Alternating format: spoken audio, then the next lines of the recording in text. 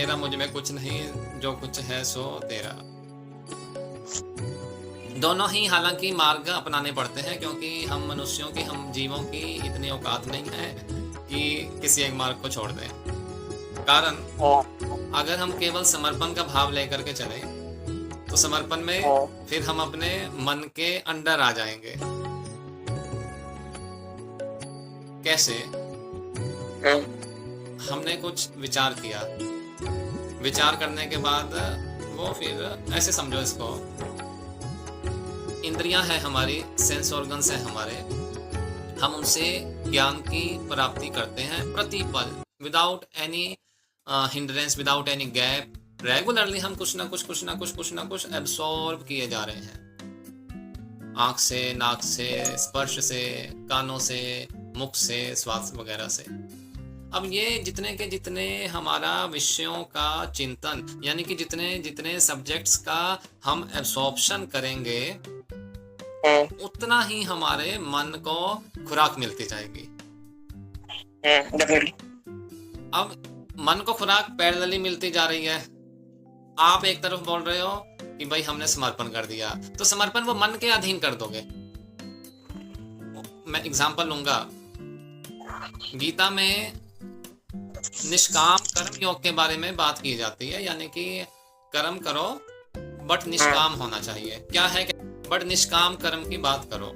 पर सुना होगा, देखा होगा, लोग how to become billionaire with Gita के श्लोक का कॉन्टेक्स्ट लेकर के बताते हैं। पॉलिटिक्स में गीता को कैसे लगाना चाहिए वो वहां से कोट करके बता देते हैं। ये क्या है? यानी कि गीता का जो रिजल्ट था वो ये था, श्री कृष्ण ने अर्जुन को कहा था कि तुम मरोगे या फिर शौर्य को प्राप्त होवोगे। और यहाँ पर हम क्या कह रहे हैं कि आपने किस तरह से अपने मन के कार्यकलापों को पाना है, वो सूत्र हम यूज कर रहे हैं। नहीं समझ लगी?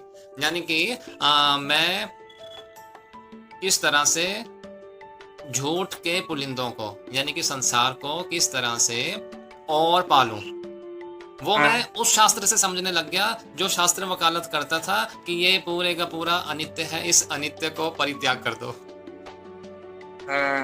क्यों ऐसा हुआ?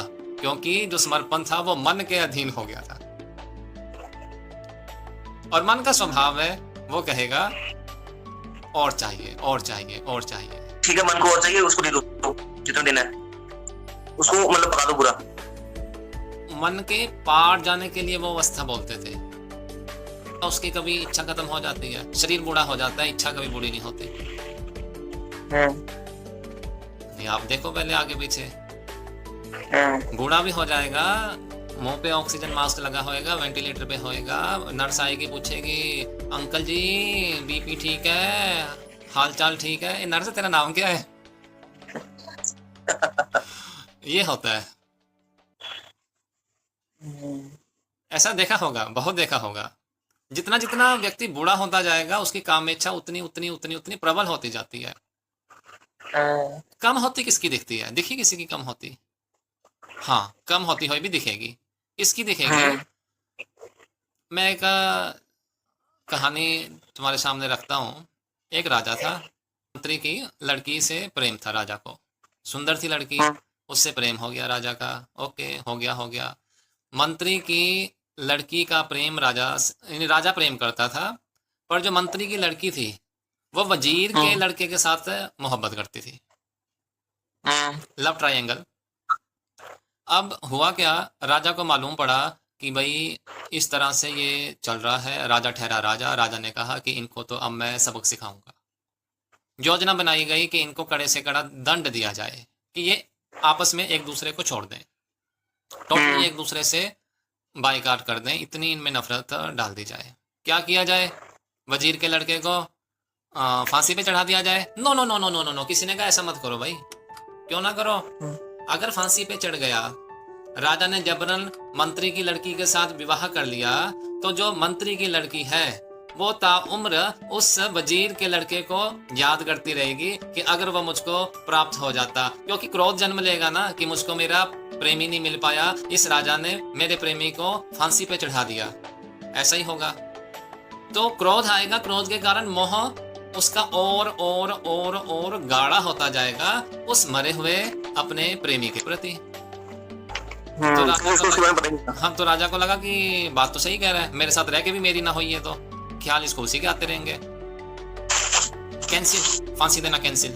और सोचो, और नगीने भी थे। किसी ने कहा दोनों को मार दो, शपा खत्म करो। और कहता पागल हो, फिर राजा फिर मैं अकेले रह जाऊंगा, इसी को मार दो जो ऐसे आइडिया दे रहा है। फिर कोई और आया, वो कहता है कि ऐसा करते हैं, जो ये आपकी प्रेमिका है, मंत्री की लड़की है, इसको दूर कहीं देश में भेज देते हैं, फिर आप वहां पर जाकर के अपना यानी इसके साथ रहना। कहता है नहीं नहीं नहीं नहीं, वजीर का लड़का भी वहां आ गया तो कैंसिल प्लान। फिर एक बूढ़ा व्यक्ति था, उसने कहा कि राजा आप एक काम करो, इनको कुछ मारो मत, कुछ भी मत बोलो, बस एक काम करो कि दोनों को एक ही कमरे में 2 खंबे हैं दिया जाए। ओके, बांध दिया। खाना दे दिया जाए, मारा ना जाए। खाना भी दिया है मेरे के सामने, वहीं पे यूरिन हो रहा है, वहीं पे यानी टट्टी पेशाब सब कुछ हो रहा है। करते करते 10 दिन में दोनों को एक दूसरे से नफरत होनी शुरू हो गई। भाई बदबू है सामने, कौन इस बदबू को झेलेगा? इतनी नफरत बढ़ती गई और 40 दिन के बाद राजा ने दरवाजा खोला तो दोनों एक दूसरे का मुंह देखने को भी तैयार नहीं थे। क्यों? क्योंकि देखो, जब तक सत्यता का बोध नहीं हुआ तब तक झूठ के साथ बंदा यारी कर सकता है। अगर ये मालूम पड़ जाए कि ये शरीर एक दिन उसी अग्नि में जाकर के मिल जाएगा, फिर इस शरीर के साथ प्रेम करना थोड़ा मुश्किल हो जाएगा। ये तो सबको पता है, बट पता नहीं है, माना नहीं है, अनुभव नहीं है, रियलाइज नहीं है। उसका कारण क्या है, उस पर भी मैं आऊंगा। जैसे बात शुरू हुई कि विषय का चिंतन व्यक्ति करता है। अब जितने विषयों का चिंतन हम रेगुलरली कर रहे हैं, उन्हीं विषयों के चिंतन से आसक्ति हमारे अब ये पाना है। अगर नहीं मिला मुझे तो क्रोध जन्म ले लेगा, और जितनी जितनी भाला आएगी उस पदार्थ के मिलने से, यानी जिसको तुम प्रेम करते हो, जिसको तुम चाहते हो, यदि वो नहीं मिल पा रहा, उतना उतना उसके प्रति मोह बढ़ेगा, उतना उतना लगाव बढ़ेगा, उतनी उतनी वह पदार्थ आपको खींचेगी कि आजा आजा आजा मेरे पास। अभी रेगुलर नहीं हो रहा है, पर जैसे कहा ये सबको मालूम है, ये मालूम हो करके भी मैं कहूँगा किसी को मालूम है, ये बहुत कम को मालूम है। सूरदास, नानक, मीरा, इनको ही मालूम पड़ा, बाकियों ने दोहराई करी कभी एक आध बार साथ या एक जन्म। उदाहरण एक और देता हूँ मैं, इसी के लिए उदाहरण देता हूँ थोड़ा और समझ पाएगी मेरी बात। बच्चा है, छोटा सा बच्चा है, देखे होंगे छोटे छोटे बच्चे, वो माँ के स्तन को दूध पीता रहते, पूरे दिन पीता रहता। फिर एक टाइम आता है माँ उसको अलग कर देती है, फिर वो अंगूठा चूसने लग जाता है, उसको लगता है मैं अंगूठे से दूध आ रहा है, पीता रहता है अंगूठा, अंगूठे पे उसके निशान पड़ जाते हैं दांत के। देखे होंगे बच्चे ना, अंगूठे से कभी दूध आया है? नहीं ऑब्वियसली। तो उसको क्यों ऐसा लगता है? उसको नॉलेज नहीं है इसकी। अपना अंगूठा ले रहा है, दूध यानी स्तन से दूध आना, अंगूठे से यानी खुद का ही नुकसान पहुंचाने में कोई फर्क नहीं महसूस होता उसको। प्लेसिबो, उसको वहम, प्लेसिबो है, प्लेसिबो कि भाई शायद आ कुछ हो जाए, पता नहीं। शायद यही हम सबको हो गई है। नहीं, पर वो तो बिल्कुल है, अपने में तो अकल है, अपने में तो पता है कि मतलब नहीं है। नहीं नहीं नहीं नहीं नहीं, यहीं पर हम गलती कर देते हैं। हम सोचते हैं कि यदि हम 35, 40, 50 साल के हो गए तो 10 साल वाले को अकल नहीं है। ना भाई ना, 10 साल वाले को भी अकल है। 10 साल वाला कहते हैं भाई बुड्ढो तुम पागल हो। वो हमें ऐसे वो तो लगता है। हर एक आदमी को अपनी बुद्धि सबसे वो लगती है बड़ी, मतलब। हाँ, पर हम यहाँ पर जो बात कर रहे हैं वो कर रहे हैं दोबारा से बैक टू दी बच्चा। वो छोटे बच्चे को यानी अंगूठा चूसता रहता है, फिर थोड़ा वो बड़ा हो जाता है, फिर उसको यानी हम लोगों ने तो कभी अंगूठे नहीं चूसे, हमें दूध ही चाहिए। क्यों? क्योंकि अब हमें ज्ञान हो गया कि अंगूठे से दूध नहीं आता। तो अच्छा, अब वही बात, बच्चे को भी तो पता ही है ना दूध कहाँ से आना है, दूध तो पी रहा है ना वो। अब यहाँ पे एक ट्विस्ट और आता है। माएँ क्या करती हैं, भाई दूध ये ना पीवे तो नीम का कई बार तेल लगा देती हैं अंगूठे पे और फिर कड़वा है, फिर वो थोड़ी देर के लिए छोड़ देते हैं। क्या मीनिंग है इसका?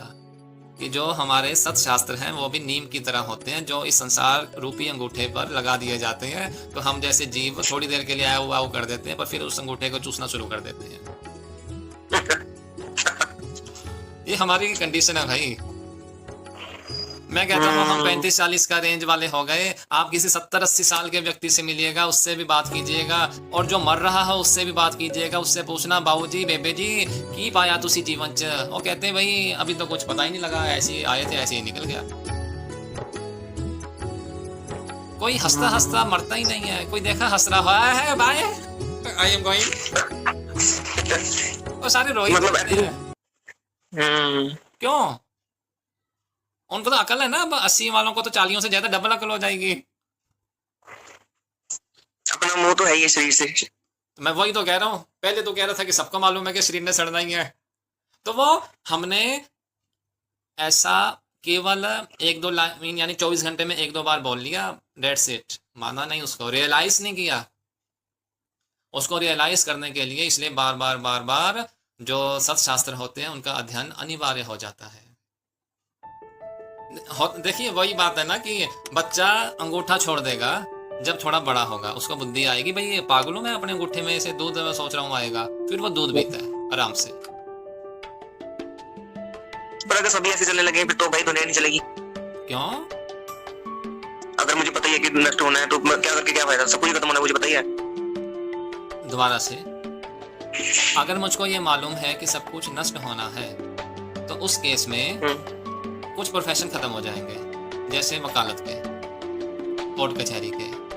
अगर मुझको हमेशा मालूम है कि जो ईश्वर है वो, यानी मैं तेरे घर में चोरी कर लूँ, तू मेरे घर में चोरी कर ले, या तो किसी के घर में चोरी कर ले, वो बंदा है नहीं है, सीसीटीवी कैमरे लगे हैं, तू डर जाएगा। ना ना ना ना ना ना ना। इससे भी ऊपर मैं कहूँगा, अगर मन में ये पक्का है कि कोई और देखे ना देखे, जो मेरा ईश्वर है वो तो प्रतिपल, वो अगर सर्वव्यापक है, अगर मैं ऐसा मानता हूँ, अगर मैंने ये रियलाइज किया है, तो चोरी नहीं कर पाएगा। तो ये तो अच्छा होगा, बुरा हो जाएगा। मतलब कुछ बुरा नहीं कर पाएगा फिर कोई बंदा। हाँ तो अच्छा ही है। फिर प्रॉब्लम क्या, दुनिया क्यों नहीं चलेगी, अच्छी चलेगी। उल्टा अपराध होने बंद हो जाएंगे, टेंशन खत्म हो जाएगी। अब भाई तूने मुझे नीचा दिखाया, मैंने तुझे नीचा दिखाया, क्यों? क्योंकि मुझे लगता है कि मेरी ईगो ऊपर होनी चाहिए।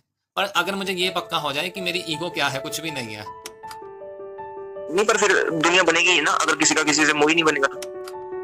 क्यों? ऐसा कैसे? फिर किसी को शादी की जरूरत ही नहीं है, जबकि सबको पता है कि भाई मुझे तो भगवान से प्रेम करना है, तो मुझे क्या ही करने की जरूरत है कुछ और। ये थोड़ा सा ना वो हो गया, यानी एक गलत दिशा में हम लोग चले गए। वो कैसे?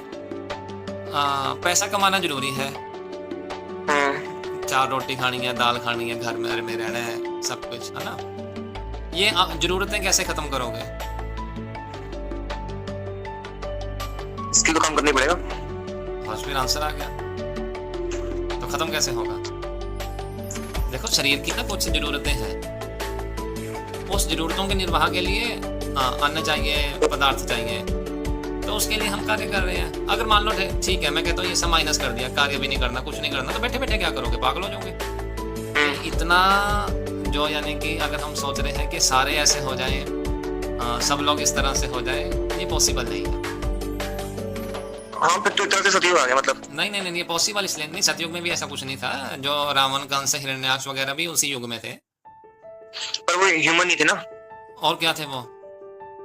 मतलब उनका तो वो लिखा था कि दैत्य थे, असुर थे, वो तो अलग प्रजाति थी। थे तो ह्यूमन के ही रूप में ना। ऐसे तो फिर यानी कि कुछ तो हमको आधार लेना पड़ेगा ना, जैसे राम, रावण, कृष्ण, कंस, तो ये थे तो ह्यूमन बॉडी सी थी, यानी प्रकट हुए थे, मैनिफेस्ट हुए थे ये सब लोग। ये रहेगा हमेशा एक्चुअली। क्यों? कारण क्या है ना उसका कि बहुत, यानी मन का जो ये प्रॉब्लम ये है कि जो मन की मन, अच्छा बना कहाँ से मन? मन मतलब अभी जैसे तुम बता रहे थे, सेंसेस जो है वो लेते हैं, वो तो यानी मीडियम है जिसके थ्रू हम विचार अंदर जाता है और मन को पोषण मिलता रहता है। बट ये मन कहाँ से आ गया? पता नहीं, आत्मा तो मुझे सुना है, पर आत्मा में मन नहीं, वो तो अलग चीज है। हाँ, आत्मा भी छोड़ दो, पहले मन। पता नहीं, मन पर ऐसा तो नहीं है, शरीर आदि बोलते हैं। नहीं पर ऐसा तो नहीं है कि मन नहीं है, जो वेस्टर्न साइंस बोलती थी काफी टाइम पहले। मन ऐसे मतलब कि वो है, मतलब अलग अलग चीजों के लिए वो तो है ही है, वही शायद मन है। हाँ, बोल दो, विचार है एक। नहीं, मैं ये कहना चाह रहा हूँ, मन का एग्जिस्टेंस ही नहीं है, मन की होंद ही नहीं है, ऐसा तो नहीं है ना। नहीं नहीं, ऐसा तो नहीं है। मन कहाँ से आया वो नहीं मालूम, पर हाँ, ड्राइविंग फोर्स है मतलब हमारे लिए, तो कुछ कुछ कुछ ना कुछ तो है, पर कहाँ से आई वो नहीं मालूम। हम्म यानी अननोन फैक्टर है एक। हम्म अननोन फैक्टर ना बहुत ज्यादा है। अब बना ही हम अननोन फैक्टर से हमारा मन, तो ये नोइंग में जाने के लिए बहुत दुखी हो जाता है। तो ये हमेशा यही चाहता है कि अननोन में ही रहा जाए। हाँ, कुछ नया आता रहे। हाँ, एक टिपिलेशंस नहीं होती, बस वो आती जाए आती जाए आती जाए। जहां पर हमारे बुद्धि थोड़ी सी प्रखर हुई, मन वहां पर शांत होना शुरू हो जाएगा। जैसे जो तुम्हारा क्वेश्चन था कि मन में विचार बड़े आ रहे हैं, कि जब से मुझे लगता है तुझे वो गीता के आधार पे जो साधना बताई होगी, उसके बाद थोड़े ज्यादा हो गए होंगे। मतलब सवाल आते हैं तरह तरह के, कुछ करते हुए कि यार ये ऐसे क्यों, वैसे क्यों। विचार ही हो गए ना वो। एक्चुअली वो अब हो क्या रहा है कि वो विचार तो पहले भी थे, पर ऐसे समझ लो जैसे एक नदी है, एक तालाब है, तालाब में हमने एक छोटा सा पत्थर फेंका। जब छोटा सा पत्थर फेंकेंगे तो उसके इर्द गिर्द एक लहरें बननी शुरू हो जाएंगी, रिपल्स जो हम बोलते हैं, धार गोल गोल गोल गोल चक्र से बनने शुरू हो जाएंगे। अब मैंने 4-5 पत्थर डाल दिए, तो वो फिर लहरें पता नहीं लगती भाई कौन सी किसकी बन गई। मिक्स हो जाएगा, मिक्स हो जाएगा। बस यही अभी फर्क तुम्हारे साथ हो रहा है। पहले बहुत सारे पत्थर पड़ रहे थे, अब एक जो पत्थर पड़ता है उसकी फिर जो लहरें चलती हैं, वह लहरें दिखनी आरंभ हो गई हैं। तो इसमें दुविधा होने की आवश्यकता नहीं है। ये जितना जितना जितना जितना इनको तुम नजर में लाते जाओगे, और जितना जितना जितना जितना इनका चिंतन होता जाएगा, ये लहरें अपने आप शांत होती जाएंगी। सबसे पहला टारगेट यही होना चाहिए किसी भी साधक का, कि जो लहरें उठ रही हैं एटलीस्ट उसको मालूम तो पड़े कि लहरें उठ ही प्रवाहित होकर के आगे बह गया, फिर दोबारा से वही प्रॉब्लम होगी कि मन का गुलाम बन गया। एक मैं और उदाहरण देता हूँ भाई, मेरे को मान लीजिए मैं, यानी तुम भी ट्राई करना, मुझे शायद ट्राई भी किया हो आजकल, AI डीप प्रॉम्प्ट लिखना आना चाहिए। तुम्हारी बुद्धि जितनी बढ़िया होगी प्रॉम्प्ट लिखने में, उतना बढ़िया तुम्हारा चित्र निखर के आएगा। बना करके देखिएगा। यानी प्रॉम्प्ट कैसे लिखना है, a young 20 year old boy is sitting in the office, ठीक, full stop. A boy is wearing formal white shirt, full stop. Boy is having the beard, nice haircut, full stop. He is watching his mobile या laptop XYZ। ऐसे prompt पूरा आपको एक एक detail देनी है। उस डिटेल के बाद वो पूरी की पूरी फोटो जनरेट करके दे देता है। पूरा लिख के दोगे, वो सब उसमें डाल के रखेगा वो। पर वो जितना आपका स्पष्ट होगा, यानी बुद्धि आपकी जितनी स्पष्ट होएगी, उतना ही स्पष्ट आपका चित्र बनेगा। तो मैं यानी वो नहीं समझा रहा कि इमेज कैसे क्रिएट करनी है। मेरा कहने का मतलब ये है कि बुद्धि में जितना जितना शांति आती जाएगी, यानी स्थिरता आती जाएगी, जितनी जितनी क्लैरिटी आती जाएगी, उतना उतना मन के ऊपर तुम्हारा कंट्रोलिंग फोर्स बढ़ जाएगा। अभी क्या होता था कि मन जिस ओर लेकर के चलता था, मैं उस ओर चलता था। पर ये मंत्र का या इस ज्ञान का आपके पास रिजल्ट क्या आना चाहिए कि जिस ओर मैं लेकर के जाना चाहूं, मन चले। यानी कि अगर सत्य की ओर जाना है तो सत्य का चिंतन भी तो करना पड़ेगा ना। तो मतलब इसमें ऐसा भी आएगा कि कभी कभी मन जीत जाएगा, कभी कभी हम जीत जाएंगे। बट वो तुम्हें मालूम होगा कौन जीता कौन हूँ। दीक्षा के ऊपर लेकर के चलता हूँ। श्लोक था धु संगम च परितज्य, बोलो धु संगम जय परितज्य, जय परितज्य, पाप कर्मम परितज्येत, पाप कर्मम परितज्येत, चित चिह्नम इदम यस्य तस्य दीक्षा विधीयते, तस्य दीक्षा विधीयते। अब ये श्लोक नंबर है 193 ऑफ चैप्टर नंबर 3। स्कंद की दीक्षा का विधान किसके लिए है? कहते दो संगम च परितज्य, कि दो संग को त्याग कर। दो संग मैंने कि जो असत्य है उसका त्याग हो जाना चाहिए, उसका त्याग कैसे होगा कि जो झूठ है उसका पता लग जाए, बात खत्म। ओके। सत्य को पकड़ना नहीं है, ये नहीं बोला कि सत्यम को पकड़ो, no no no no no, दुह संगम च परित्यज्य, कि जो दुह संग है, जो मिथ्या है, उसको जान लो भाई। हाँ, जो बचेगा वो सत्य होगा। शर्लॉक होम्स की तरह। हाँ, ये नहीं मुझे मालूम। अच्छा। तो श्लोक क्या बोलता है कि दुह संगम च परित्यज्य, दुह संगम च परित्यज्य, यानी कि तुमने जो त्याग करना है वह दुह संग का करना है। कई लोगों ने, they all are respected people, वो कहते हैं कि दुर्जनों का त्याग कर दो, बट मैं उससे यानी इतना नहीं रखता। कारण क्या है, दुर्जन सज्जन तो एक ही सिक्के के दो पहलू हैं। यहाँ वो डिपेंड कर जाएगा कि आपकी डेफिनेशन क्या है। एक डेफिनेशन में आपके लिए जो दुर्जन है मेरे लिए वो सज्जन है, और एक डेफिनेशन के लिए मेरे लिए जो सज्जन है वो आपके लिए दुर्जन है। हाँ बिल्कुल। हाँ? खाने पीने की आदतों से बंदा दुर्जन मान लेता है, दुर्जन मान किसी को लेता है। कोई कर्म से मानेगा, कोई किसी को रहने से मानेगा। हाँ, वो डिफरेंट डिफरेंट सबके ओपिनियन हो सकते हैं। बट जो दुह संग है, दुह संग मैंने कि आपने मिथ्या का संग किया हुआ है, उसका परित्याग कर देना। मैं यही अर्थ आपको देना चाहूंगा। श्लोक क्या बोलता है कि जो दुह संग है उसको त्याग कर, पाप कर्मम परित्यज्येत, पाप कर्म को त्याग देना चाहिए। पाप कर्म भी मतलब अपने अपने मन के हिसाब से, मतलब अपने अपनी समझ के हिसाब समझ से के हिसाब से होगा, बट हम आधार लेंगे शास्त्र का।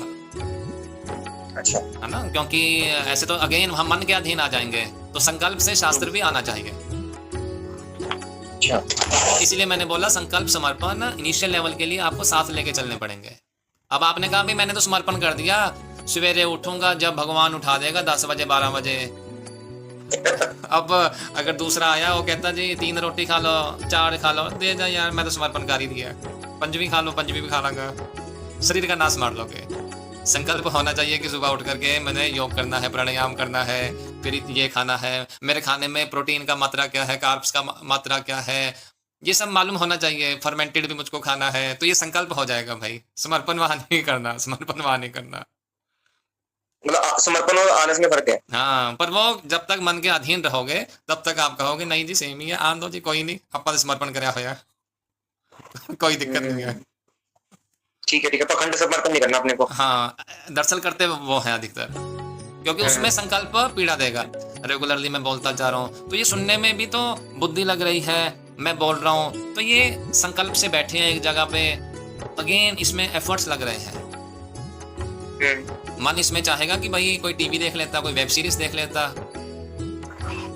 पर वो संकल्प से जब तक आप उस दुह संग का त्याग नहीं करोगे तब तक सत्य का सामना नहीं हो पाएगा।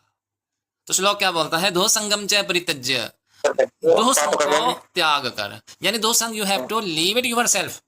वो दूसरा नहीं छुड़वाएगा, अपने आप ही आपको दुह संग का त्याग करना होगा। मजे की बात देखो, दुह संगम च परित्यज्य पाप कर्मम परित्यज्येत, त्यज्य मैंने त्याग कर। अच्छा, त्याग कर। हाँ, देना चाहिए उसके बाद देना चाहिए, यानी कि आपको पहले दुह संग को त्याग करना होगा। वो कैसे त्याग करोगे, जब सत्य के बारे में मालूम होगा। नेक्स्ट लाइन क्या बोलती है, पाप कर्मम च परित्यज्य, पाप कर्म को त्याग देना चाहिए। भैया यदि आपको सत्य के बारे में मालूम पड़ गया तो पाप कर्म तो अपने आप ही छूट जाएगा। मालूम पड़ गया बच्चे को कि अंगूठे से अब दूध नहीं आता, तो उसको तू जबरदस्ती मुंह में देगा ना, 10 साल के बच्चे को ले अंगूठा चूस ले, अपना दूध आएगा, मारेगा तेरे को। पागल बनाता मुझको। अंकल को तो कुछ नहीं मालूम, ऐसे बोलेगा फिर। हाँ, होगा ऐसे। क्यों? क्योंकि उसको सत्य का मालूम पड़ गया, सत्य का उसको नॉलेज हो गया। चित्त चिन्हम इदम यस्य तस्य दीक्षा विधीयते, जिसके चित्त में ऐसा चिन्ह हो उसकी दीक्षा का विधान है। आपका जो करने का है, यानी दीक्षा किसकी होनी चाहिए, पहला भगवान शंकर पार्वती जी को बोल रहे हैं कि सबसे पहले दुह संगम च परित्यज्य, कि दुह संग का त्याग हो, पाप कर्म तो अपने आप छूट जाएगा।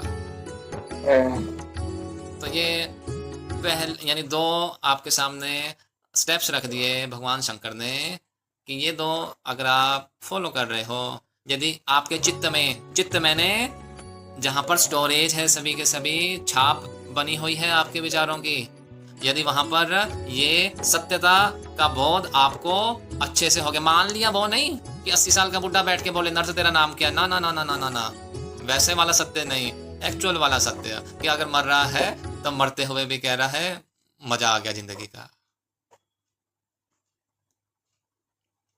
तो ये सत्य जब प्राप्ति यानी होवे, भगवान कहते उसकी दीक्षा का विधान है।